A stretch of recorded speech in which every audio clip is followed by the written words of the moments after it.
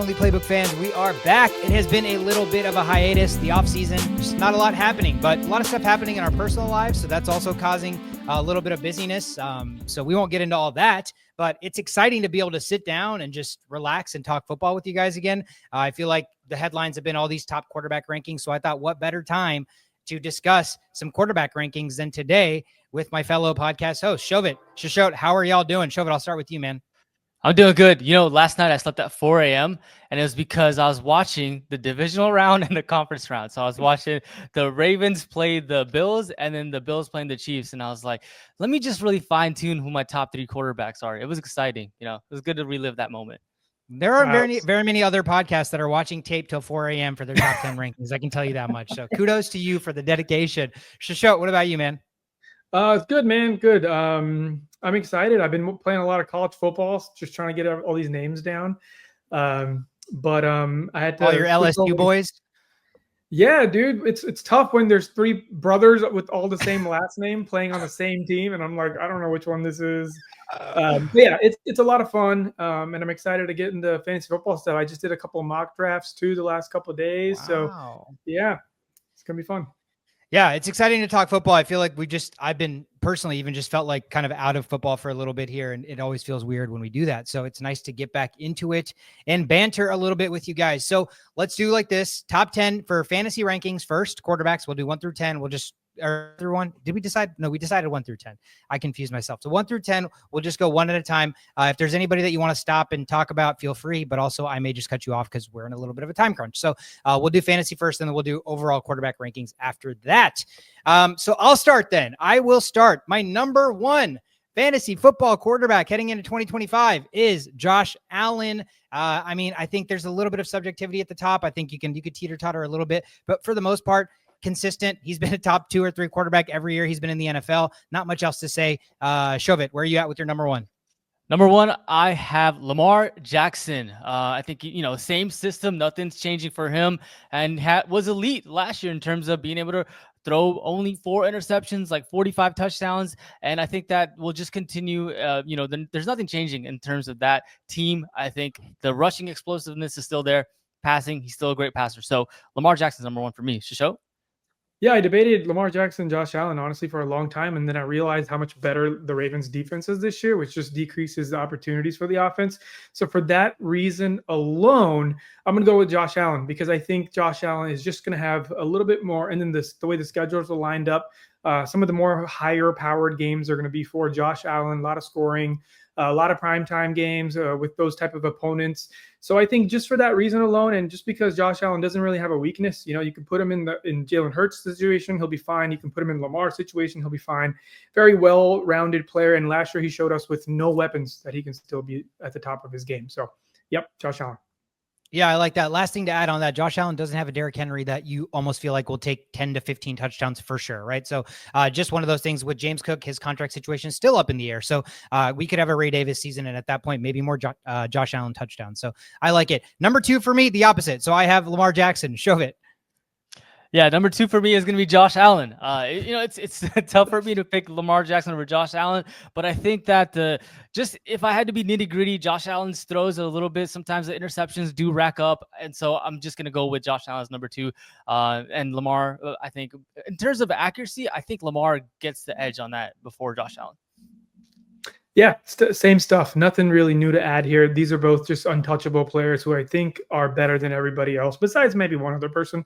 So, Lamar Jackson for number 2 for me. Change it up. Shishot, who do you have for number 3?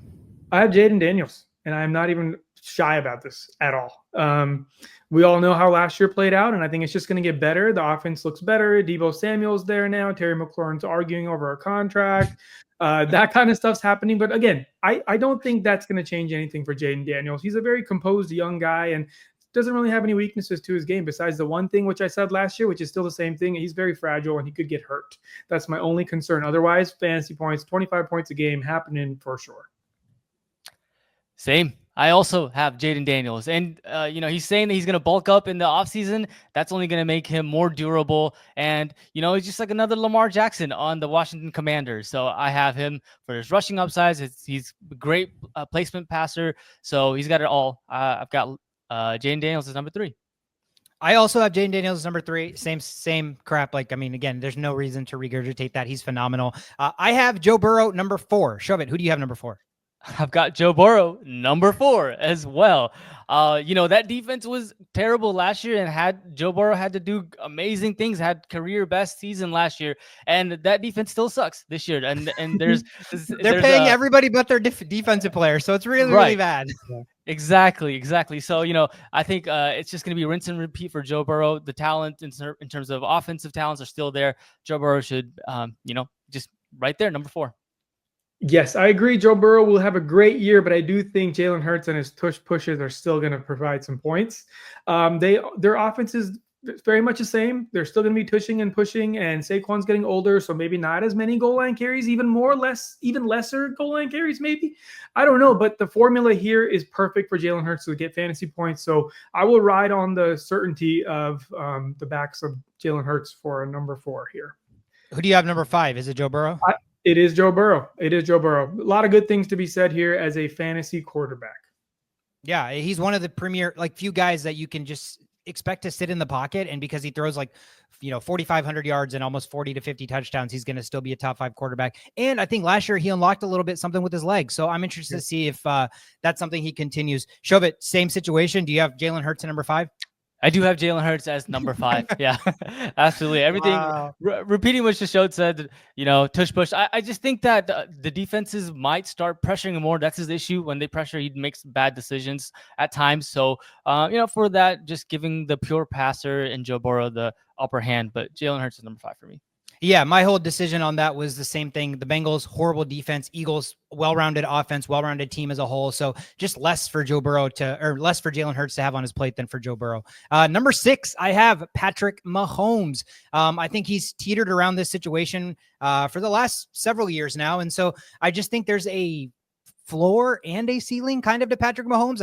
I don't see a world anymore unless Patrick Mahomes comes into a season persistent or insisting on the fact that he's going to use his legs just dynamically to another level. I think there is a ceiling to the fantasy level that Patrick Mahomes can to get to, specifically because of the players above him, not because of anything he doesn't do or does do, but I think the guys above him just offer much more from a fantasy perspective. So I think I have Mahomes at 6, and I think that's kind of where I sit. Shove it. What about you? I don't have Patrick Mahomes. Actually, he didn't make my list. And the number 6 player is going to be Justin Fields for me. I think this year is different than last year. I think Justin Fields number 6 because he doesn't have to play scared. Last year with Russell Wilson, he didn't want to lose his job, was, playing very safe. And we want to see the Justin Fields that we saw in Chicago Bears. I think you'll see more of that with the Jets, with it being his team, and his rushing abilities are still there. So yeah, Justin Fields for number 6. You're telling me he's not afraid of Tyrod Taylor? Come on, man. I'm just kidding. No, absolutely not. Nobody's afraid of Tyrod. Absolutely not. No. Shashot, who's your number 6? The doctor who punctured his lungs is afraid of him, though, for sure. I don't know if you guys remember that. I do remember that. Taylor lost his job because of a punctured lung. Oh, wow. Anyways, my number 6, Dak Prescott. Believe it or not, there are so many fantasy points that are about to be happening through the air in Cowboys land, and I think we're going to see that really annoying Cowboys fans base just talk a lot of shit again, just because they're going to put up some points and the fantasy players are going to be relevant once again.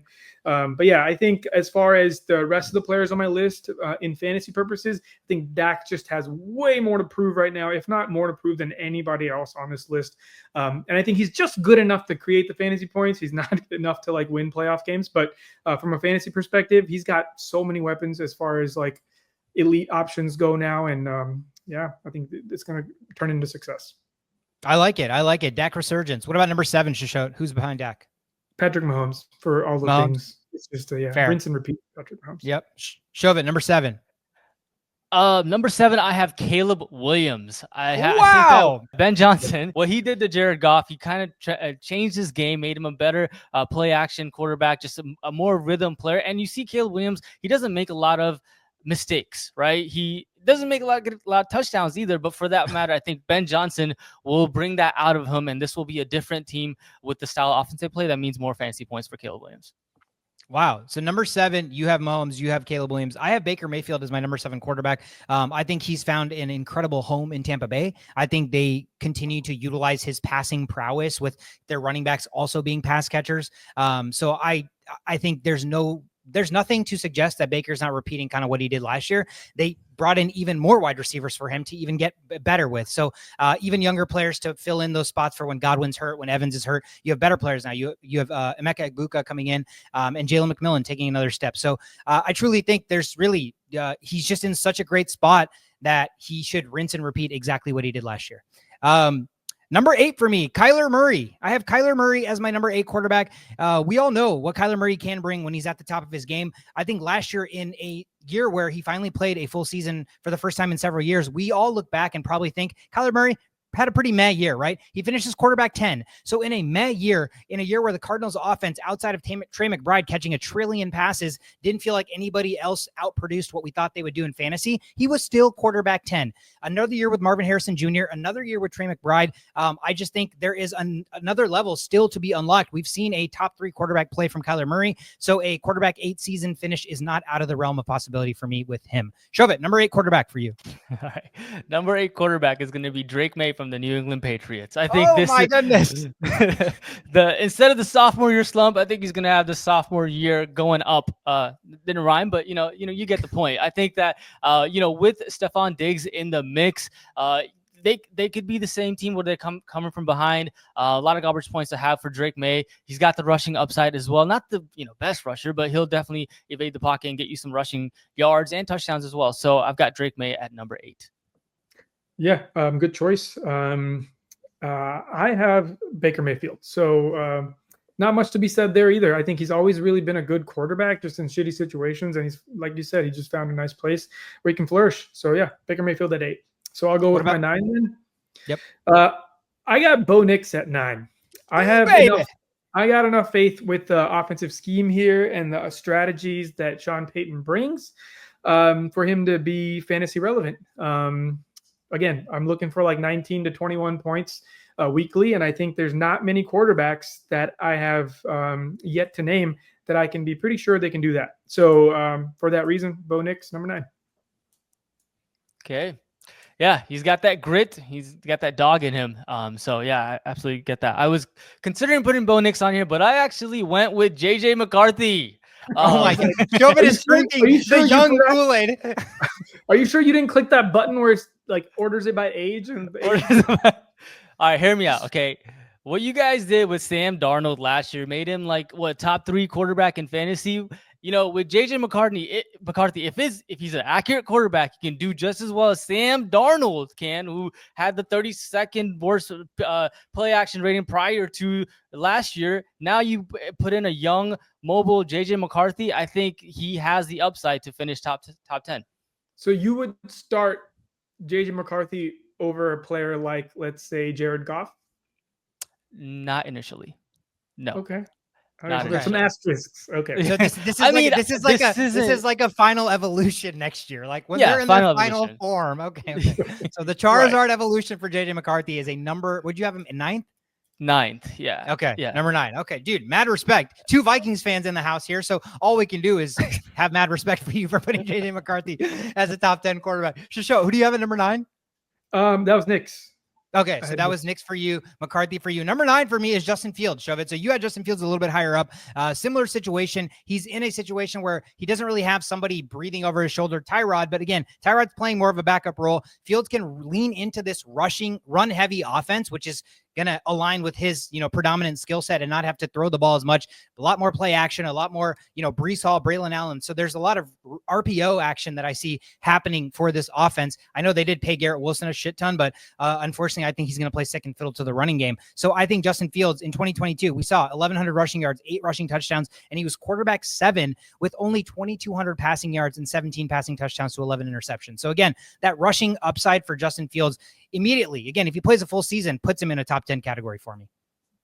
Number 10 for me, guys. Shisho, you mentioned him earlier. I got him in here. Didn't forget about him. Dak Prescott resurgence tour is real, man. Quarterback 3 just 2 years ago. We forget. Quarterback 3 just 2 years ago. In 5 of the 6 seasons that Dak has played a full slate of games, he has been finished top 10 every time. So it is incredible what he can do. Now he has George Pickens.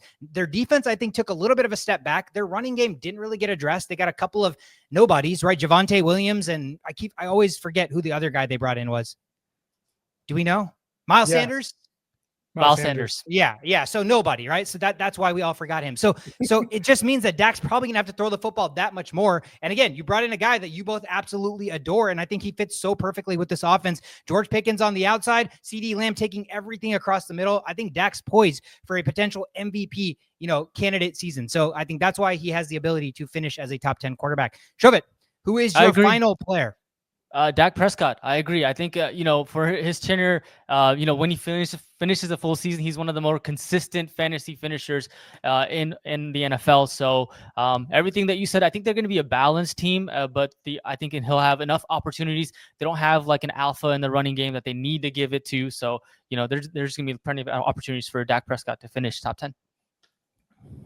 Cool. So at my 10, I debated Caleb Williams versus Justin Fields, and I ended up going with Justin Fields just because believe it or not, I trust the Jets offensive line a little bit more. And if both teams have bad offensive line, then Fields has a better opportunity to still get fantasy points, even if it's a bad play. Versus Caleb Williams, we saw what happened last year. It got a little bit better this year. We have Ben Johnson at helm, but I think Fields' opportunities for big plays are just on the ground are just so much higher. So again, not a better NFL quarterback term, but from a fantasy perspective, I have more faith in Fields than Caleb Williams getting me 20 points. Yeah, I completely agree with that. We don't know what we're going to get with Caleb Williams. We hope he becomes what we think he can. And with Ben Johnson, surely it should help. Just outside my top 10 was Bo Nix. By the way, he was number 11 for me. I know neither of you had Kyler Murray in your top 10. Who made your number 11? Did you guys have a number 11? Yeah, that was Caleb Williams for me. Oh, that was Caleb Williams for you. Did you have another young Michael Penix was number 11 for you, Shovit, I assume? I did not have Michael Penix.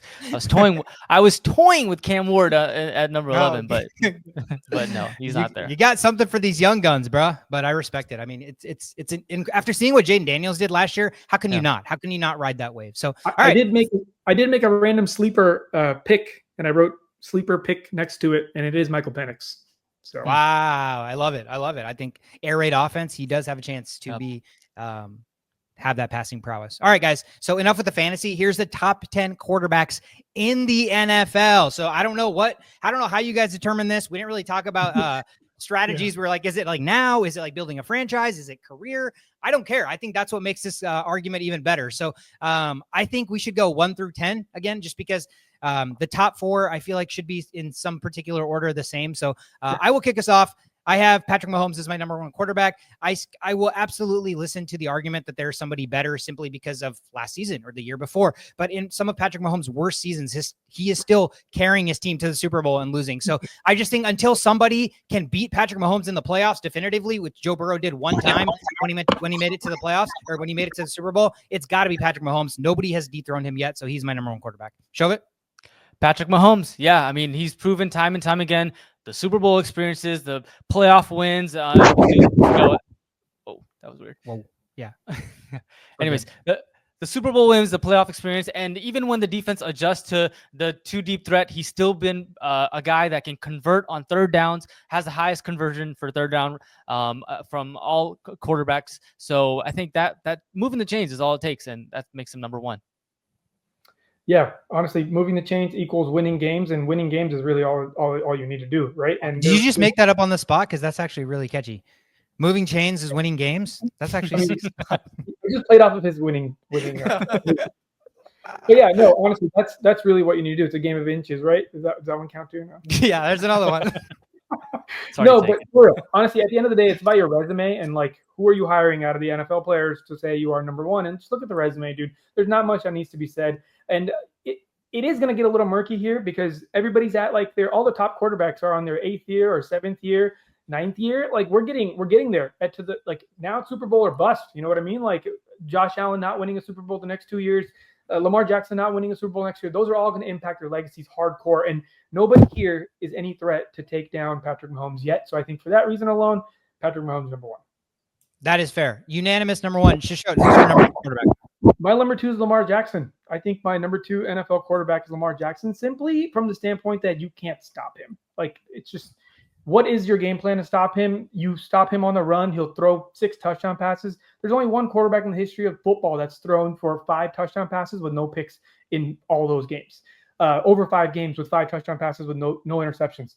That's only Lamar Jackson. So the narrative that he can't throw the ball, all that's over. Maybe when he first started, when he got drafted, maybe. But now it's a moot point. You deliver the ball wherever you want. You can run wherever you want. You can score however you want. He's having fun out there. I think there's a reason you win 3 MVPs. And even last year, Shobit, you said that was one of his better performing years. He didn't even win the MVP that year. So, 2 MVPs and a runner-up. So I think all that just to say, he's a better runner than most running backs. He's a better passer than most passers, and there hasn't been a formula to stop him. And now his defense just got better to the point where they might have the best defense in football. So it's getting to that point where now it's all on you, Lamar Jackson. You've shown us what you can do. You have fans, you have haters, you have stats, but now it's time for playoff success. Yeah, I'm gonna echo that. I have number 2 as Lamar Jackson, and he's just like a Mike Vick that can throw the ball so much better than Mike Vick ever could. It's just like the defenses will have to game plan for him every day, every week. Sunday you have to game plan for Lamar Jackson and Derrick Henry on that team. That just makes it so scary. I think that when I'm comparing Lamar Jackson, we'll get into this the next point. Josh Allen, like I said earlier, I think the turnovers and the fact that Lamar Jackson. It's more like this. If I had to pick one of these 2 quarterbacks to finish out a game, would I pick Lamar Jackson or Josh Allen? And I give the slightest edge to Lamar Jackson of his explosiveness, his throwing abilities, and rushing upside. Yeah, I don't think there's a wrong answer here. I think you guys will know I have Josh Allen as my number 2 quarterback, but I think I debated with Lamar and Josh for the longest time. The reason I edged it out to Josh Allen specifically in this situation is there is a definitive game at least, or 2 games where if the defense doesn't let him down, he's in the Super Bowl. He did everything he possibly could against the best quarterback of this generation. And if the defense giving up in 7 seconds, giving up a field goal, right? That's unheard of numbers. We'd be talking about Josh Allen in a completely different lens, possibly the same status as Mahomes if he made it to that Super Bowl and possibly won it. So I think because Josh Allen has already positioned his team in a situation where there was nothing more he could do and the team should have been in the Super Bowl and the defense let him down, I still take Josh Allen. I don't think there's the scenario show that you brought up. It's really, really challenging because I don't think there's a wrong answer. But I also would argue that I would still, if I needed a drive at the end of the game, I would take Josh Allen because I just think Josh Allen would do everything it took to win. And I think that's part of throwing interceptions. I think we live in an era where we're so infatuated with guys throwing 3 or 4 picks in a whole season. I'm like, what that tells me is maybe you didn't take enough risks with the football. That's what sometimes football is throwing risky passes down the field and hoping that you have superstar players that can make a play on the football. Where would Lamar and Josh Allen be if they had Higgins and Chase where they could just throw up 50-50 balls and their guys were just coming down with it, right? So that scenario matters. So again, I don't think there's a wrong answer. I just think because I have seen firsthand Josh Allen should have been in the Super Bowl because of everything he did to put his team in that position. That's why I give him the slight edge.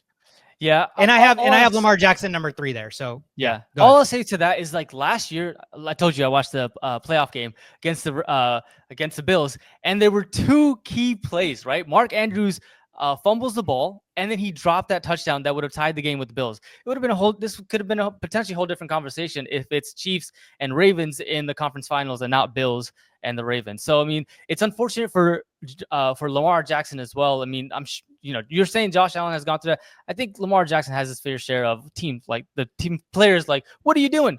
Don't fumble and catch the touchdown. Yeah. I think what I'm speaking is specifically against Mahomes. He has put his team in a position to be in the Super Bowl. I don't know that Lamar in a playoff against Mahomes did everything he could, and then the defense with 5 seconds left gave up some, unheard of situation. I just don't think there's any other scenario that an offense scoring with 7 seconds left or whatever the hell it was, something ridiculous. That's unheard of. That's the only difference here. Otherwise, these guys are so neck to neck, in my opinion. Yeah. Shisho. Fair. Number 3. I think Shobit's got a number 3 before I go, right? No? Josh Allen, right? My number 3 is going to be Josh Allen. Yeah, I mean, it's neck and neck, but you alluded to the fact that interceptions also convert. I mean, that means that there's more chances of making these superhuman throws that you think are going to be intercepted, but there's just too many of those where I feel like Lamar Jackson is a little bit better at that, not making more mistakes. I know the fumbles are there, obviously, but that's on both sides. So yeah, edge to Lamar, and Josh Allen's number 3 for me. Yeah. Same. I have Lamar at number 2, obviously, and Josh Allen number 3. And my reasoning is very similar to you guys's. Sweetcar hit it dead on with the last minute drive. Honestly, I would probably choose Josh Allen over Lamar Jackson for a last-minute drive. He's a bigger guy. He can run for first downs and like take on people if you have to go that extra inch. Lamar Jackson at the end of the game is probably going to be a little bit more tired. He can't be as like agile as he was in the third or the second quarters. But here's a fun little stat that made me kind of make the distinction. It's the amount of rushes Lamar Jackson had in a year. Like, let's say, for example, 139 rushes last year. But the key here is Jalen Hurts had about 150 rushes, and Josh Allen had over 100, but 102 rushes. Lamar Jackson's total yards compared to those other two are almost double. It's like so much more. So he maximizes these runs at a different rate than Hurts does. Hurts has a different goal. It's to get those short distance yards and move the ball along because you have a powerful offensive line. Josh Allen doesn't choose running the ball first. He gets those first downs every once in a while. He's not a pure runner. He's a first down getter with his legs. That's the difference. And Lamar Jackson is both of those and more. That's what makes this running aspect a little bit more three-dimensional for me. And it's this final statistic, and it's the fact that he has 37 runs over 10 yards. Yep. Hurts had 13 of those. Josh Allen had 13 of those. Those are big plays. Now you're getting a big play from not your big play getters, but from your quarterback. Like, you can run the ball, you can throw the ball, and you can make big plays in these situations. So I think just having a quarterback like that team is just too valuable for me to pass upon. Yeah, I think everything you guys are saying is alluding to the fact that Lamar Jackson is virtually unstoppable, which I completely agree with. I think at this point, like you said, the only way to if Josh Allen or Lamar Jackson beats Patrick Mahomes and wins a Super Bowl, I think immediately you can put either one of those guys in that same echelon. So I think that's just what we're waiting on for all of these guys, which again, number 4 quarterback, I probably assume we all have the same. Joe Burrow. Yep. Jayden Daniels. What? Oh my God. All right. Shasho, let's hear it. He's better. He's going to be thrown into the top 2 here if there's some slacking going on by Allen and Jackson soon. I'm not beating around the bush. This man is so talented. I don't know if there's a better thrower of the football we've seen last year. Playmaker. It's just like Lamar Jackson on repeat, but more trained to look at the defense from a pocket passer standpoint.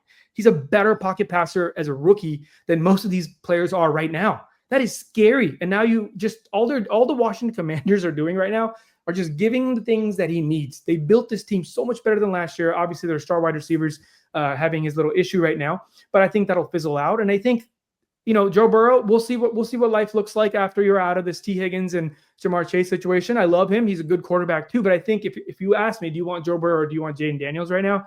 I'm going to be the crazy one, but I'm going to take Jayden Daniels for all of the upside that he brings. Shove it. Yeah, I think he has the upside to be better, but he's not better yet. Like, I don't think that Joe Burrow, Jayden Daniels is a smarter quarterback just based off of the numbers of a year experience that Joe Burrow has had throughout his tenure. I mean, Jayden Daniels, this is just his second year in the league. The better decision-making quarterback just based off experience to me is Joe Burrow. And the fact that last year they had basically no running game and was able to be one-dimensional in a sense and still produce the numbers that he produces because of the decision-making, the anticipatory throws that he does. The best precise passer in the NFL, in my opinion, is Joe Burrow. So for that, I have him number 4. Both great points. I also have Joe Burrow 4 and I have Jayden Daniels 5. I think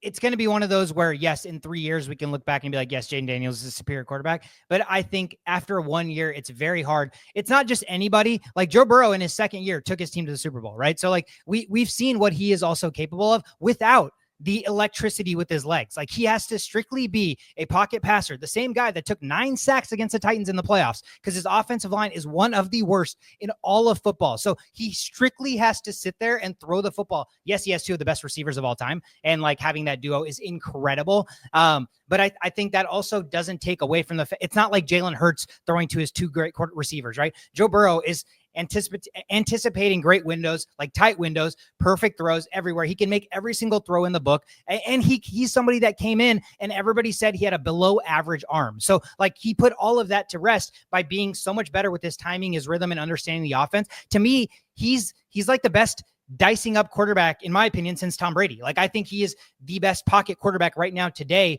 since Tom Brady. I just think there's differences to what, like, Aaron Rodgers has more to his game. So that's why I'm not putting him in this bucket. But I think strictly pocket passing, I think since Tom Brady, Joe Burrow is the best, and that's why I have him as 4. But in 1 year from now, Jayden Daniels could absolutely creep into this top 5. The poise that he showed in the playoffs is my biggest X factor for him. Is like he never showed his age, and at no point did it feel like he had any sort of a rough patch. He got injured, and that was like a rough patch, but that was an injury. So I think he got better when the lights got brighter, and for a rookie, that is insane. So I don't fault anybody for putting him in the top 5. I think, the beauty of this conversation is that we're just asking a wide net on who are the top 10 quarterbacks in the NFL with no criteria in mind. No. At all, Yeah. right. Yeah. So some of these ratings are based off of a lot of like personal biases and personal opinions. So there's no correct answer, like you said. But I do think time frame shouldn't really be a criteria either. So like using that against someone that's done this for a while versus someone's doing it. I think if you could recognize the person that's doing it, but has only been doing it for a year, I don't think it takes away from the fact that that guy still could be better than the guy that's been doing it for 3-4 years. And that's my perspective in this. I do truly believe that Jayden Daniels is a better quarterback than Joe Burrow. And I don't disagree with that. I think both sides can be correct. Similar to last year, if you look at these rankings, I'm sure everybody had CJ Stroud as a top 6 quarterback. How did he play last year? Not great. Nope. He didn't even make the top 10 in ESPN, which I think is stupid as fuck. But that's how quickly people react. So I think it's not that he can't do that, but after last year, everybody was deeming CJ Stroud as a top 5 quarterback, the pocket passing prowess. He also got pressured the most in the NFL. Agreed. There's context. I'm not disagreeing with that. There's 100% context in that. I'm not disagreeing with that whatsoever. But yes, I do think like when we're talking about best quarterbacks, I do think like a guy having 3 years of a resume versus a guy having 1 year of a resume, personally for me will matter because longevity, we've seen 1 year peaks of players be insane. Like, so I need to see more of it personally to deem him in the top 4. That's fair. Number 6. So you have Burrow as 5. Shisho, who's your number 6 quarterback? I have Jalen Hurts. Because not many people can do what he does if you were to put people in his spot. Can he succeed if you put him in other people's spot? I don't think so. But I think he's in a beautiful spot to do what he needs to do. Again, there's been a lot of red flags throughout his career, but he's now got a Super Bowl. I don't judge people based off of Super Bowls because this is a team sport, unless you can fundamentally clearly say this man was the X factor in making that happen. That just tells me that's a really good team that they put together as an organization in order for that to happen. So in this best quarterback, top 10 quarterback situation, I put Jalen Hurts there because he is also unstoppable in his own way. He's not unstoppable in the fact that he can get hot like Patrick Mahomes, or he can make defenses cover differently, like Lamar Jackson. I think it's just the fact that they have a powerful offense and you can't stop them. And Hurts is what is necessary for this engine to run. Yeah, I think we might have missed number 5 because are we doing 6 or 5? We're doing 6, but did you not have you? Oh, I don't think we got Shovet at 5. Yeah, but I don't think Shovet has Jayden Daniels at 5. So this could be a huge. Oh yeah, I do not have Jayden Daniels at number 5. Who is you have Hurts at 5.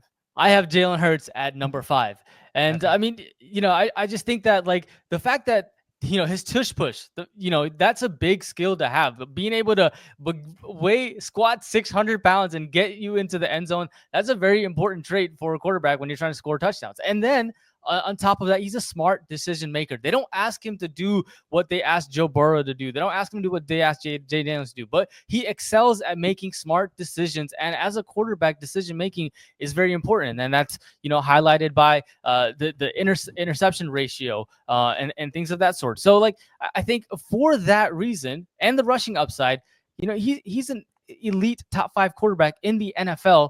Jayden Daniels will be there maybe next year, but for now, Super Bowl champion, been in the Super Bowl twice, does what he needs to do for that team, doesn't throw a lot of interceptions. I'm going to put Jalen Hurts there.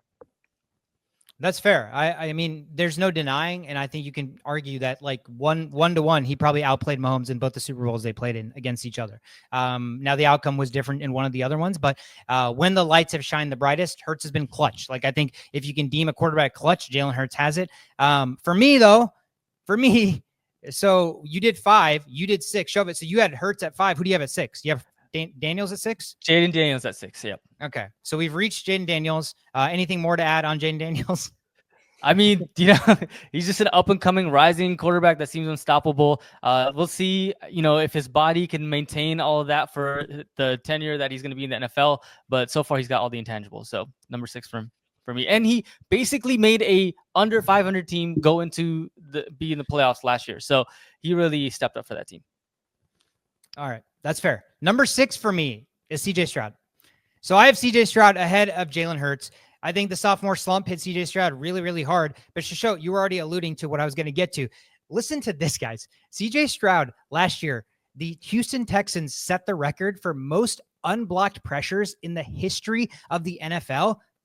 And then also the most unblocked pressures against a 4-man front in the history of the NFL. Do the math, guys. You have 5 offensive linemen. So like that alone should tell you that there is not a man on this planet, Joe Burrow, Jayden Daniels, Lamar Jackson, Josh, nobody is surviving behind that. It is physically, mathematically impossible. Oh, and by the way, 3rd worst quick pressure rate inside of 3 seconds. So this man legitimately had no time to do anything at all. Oh, by the way, Tank Dell broke his leg. Oh, by the way, Nico Collins also got hurt. Oh, by the way, Stephon Diggs tore his Achilles. Was that last year? But they were absolutely riddled with injuries. So he didn't have receivers. He didn't have an offensive line. Who was his starting running back again? Joe Mixon. What do we know about Joe Mixon? He's the most efficient man in the world, right? No, he's the most inefficient man in the world. That is a compliment to an already awesome offense. So nothing worked for this offense last year. What we saw from rookie CJ Stroud, if we talk about rookie CJ Stroud, was one of the best pocket passers in the NFL immediately. Understanding defensive coverages at that age as a rookie. Rookie CJ Stroud going into next year is younger than Bo Nix. He's younger than Jayden Daniels. He's younger than all these other quarterbacks you got in your top, except JJ McCarthy. So think about this. He's a sophomore slump. He's going into his 3rd year, and he's still younger than all these guys. So the sky is the limit for this pocket passer, who, by the way, also has the ability, like in Aaron Rodgers, to still unlock his legs and just do enough with that. So I think we are forgetting CJ Stroud because of the sophomore slump, but that context is probably one of the most important context things that I could ever, put into context, for lack of a better word, is how badly this man was pressured last year. So that is why I have him number 6, but I do have Jalen Hurts right after him, number 7. So shove it. Yeah. So number 7, I like what you guys are doing. You guys are looking at future, what the top 10 will be after this end of the year. Blueprint. There's no future. It's now. I'm looking at now. There's no future. I'm talking about right now. This is who I would take. There's no future for me. I'm talking about right now. Right now. Okay, fair enough. Yeah. So I'm looking also at what has happened and where we're at the landscape right now. Comes and I'm Aaron Rodgers with Pittsburgh Steelers. Oh, can you imagine? Oh. Man, I would go buy whatever the line is for the Super Bowl. I would buy that so fast if I believe that. But Jared Goff. All right, Jared Goff, even without Ben Johnson, I think he's proven that he is a smart decision maker, led the Lions to a 15-2 record, and had one of the best completion percentages just last year, 72.4 completion percentage, right? He's always showing that he makes the right decisions. Yes, he's got that offense that is explosive in so many different ways, but he's still a great pocket presence. And so for that reason, I have Jared Goff as number 7. Sounds like we just need to be able to make really good decisions, and we'll be on your list. I mean, that's what a quarterback's job is: make good decisions, right? Like, fair. At the end of the day. You're not wrong. You're not wrong about that. Yep. You can argue that it's everybody's responsibility, but yes, the quarterback definitely has a I mean, he's the one throwing it to the right guys, making the right reads, and all I got that. you. And what's a good decision? And no incomplete and no interception? No, I mean, it comes before, like, when you're getting in the line and you're looking at what the defense is giving you and making the adjustments. Those are all things that are intangibles that Jared Goff has and shows his leadership abilities. Nice. Cool. We are at number 7, correct? Yep. So I already gave Jalen Hurts as my number 6. I have Baker Mayfield at 7. I think, making a lot of outlandish claims here, but I'm a firm believer in all these statements. I think Baker Mayfield has every tool in the toolbox needed to be an elite quarterback.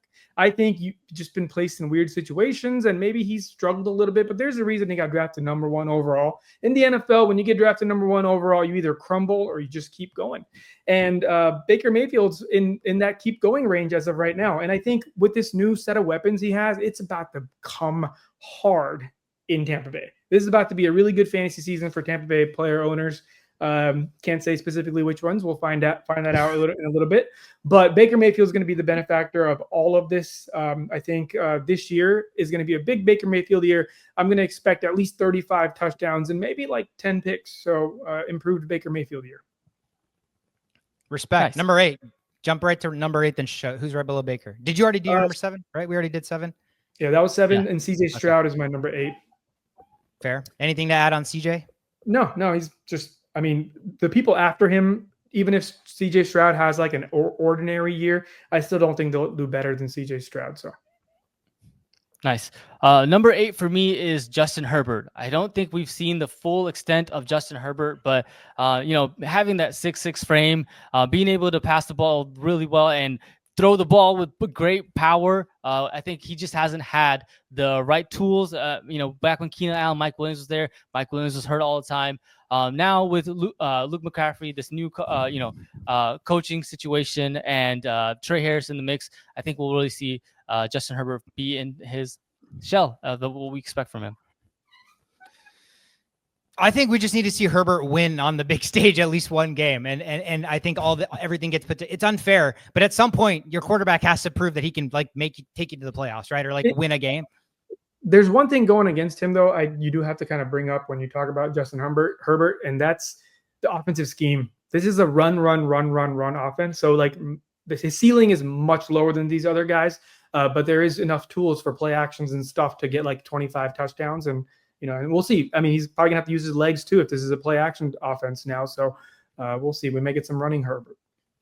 That's fair. Number 8, I had Baker Mayfield. So Baker Mayfield was my number 8 quarterback. Everything you said showed just incredible situation. I don't think he has a weakness. I think his weakness is like he's Josh Allen light in the sense that if we think Allen is erratic with the football, maybe Baker is slightly more. But again, unless somebody's throwing 25 interceptions a season or something, I don't have an issue with somebody throwing 11 interceptions versus 7. I just think that means you trusted your receiver. Like a guy like Mike Evans, if you're throwing a football to him, there's a chance that ball gets intercepted, right? Because Mike Evans isn't the best route runner. He's a 50-50 guy, and you're trusting the ball in the air for him to come down with. So I think that's the push and pull with that statistic. But I think Baker's a baller. I think he's a winner. I think every team, if you didn't have like an elite quarterback, you'd kill for a guy like that in your locker room, no matter what position he's playing. So I love Baker. I think he is awesome, and that's why I have him as my quarterback 8. My quarterback 9. Okay, guys. So 9 and 10 were so freaking hard for me. I don't know why.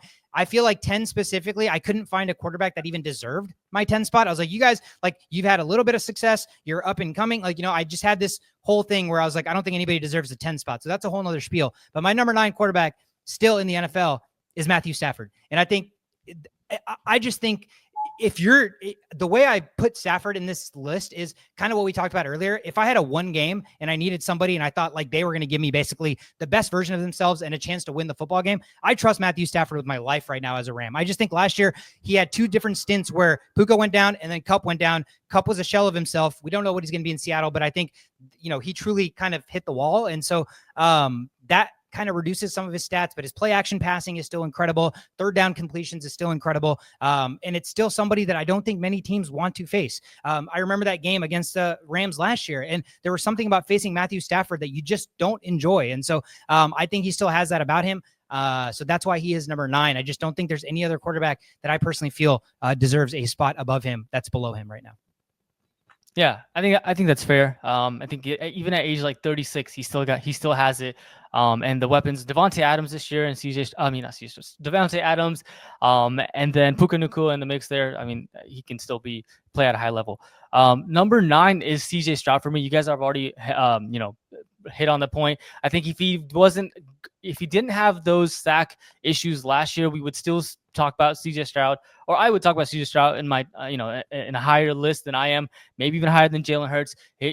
Pinpoint accuracy, able to read the defense really well, and has somewhat of a rushing upside as well. Like he doesn't need to use it, but he can use his legs when needed to move the chain. So for that, I have CJ Stroud number 9. Cool. That brings me to my number 9, and my number 9 is actually Jordan Love.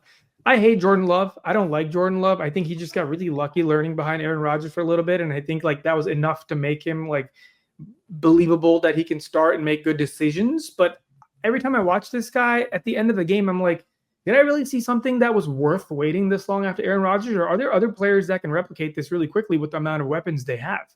And that latter is what entices me more than the prior, because throw some of these other guys into that mix, I would see some serious thriving going on. And I'm not seeing serious thriving. I just saw like a late season resurgence, enough to like stat pad a little bit. But I mean, do you guys feel that way about Jordan Love? I don't know, but I think adding Golden into the mix now, I mean, he's really not the smartest guy in the world, but he does have the tools to get open.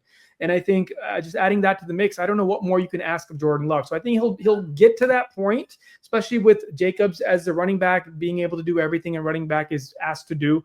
And they've improved a little bit on the offensive line as well. So I think we should see a little bit of improvement. And I think that's just enough for him to move up from that 12, 13 range to like the 9, 10 range. So I got him at number 9. That's fair. Give us your number 10. Okay. And then for number 10, I debated. So I don't have Jared Goff on my top 10. I don't have Herbert on my top 10. I don't have Stafford on my top 10. And I debated putting Knicks versus Tua on the top 10 list. And at the end of the day, how you guys felt about Jayden Daniels, I actually feel that way about Knicks, meaning like you may see something, but we don't have enough to say you're good enough. I can say that about Knicks. I think that's a deserved statement. So for that reason, I just flip-flop the two, and I have Tua at the 10 spot. And I think that's because we've seen what Tua can do. We've also seen what happens with Tua when he sucks. And I think we're at this Waddle Hill situation where that's going to fizzle out after this year. They have one last chance to kind of like show us, for Mike McDaniel to show us that he's good enough to be keeping up with the rest of the coaches. So I think they're going to really dive into the passing side of things. Achane being better and better every year, going to be utilized more as a passer now. It's just going to be more of a cohesive unit. There's not much random things going on. There's no John O. Smith anymore. There's no backup running backs that they're kind of exchanging and figuring out what works. Now we know what their core is. So I think that gives a team a little bit more of positive outlook, positive numbers start seeing when you have a more of a cohesive group. And I think the Dolphins have that. It's a make or break year for the Dolphins. But I do think with the firepower they still have and the possibility of being good enough from the Dolphins head coaching staff point, I think we're going to have better numbers. Tua's probably going to have better numbers to be a better quarterback than maybe just above Staff, Herbie, and Goff. Nice. Yeah, I also have Tua Tagovailoa as my number 10th quarterback. I think his gift is that he just releases the ball really fast, faster than any quarterback in the NFL, and that's his like little superpower that he has. And he also is a accurate quarterback.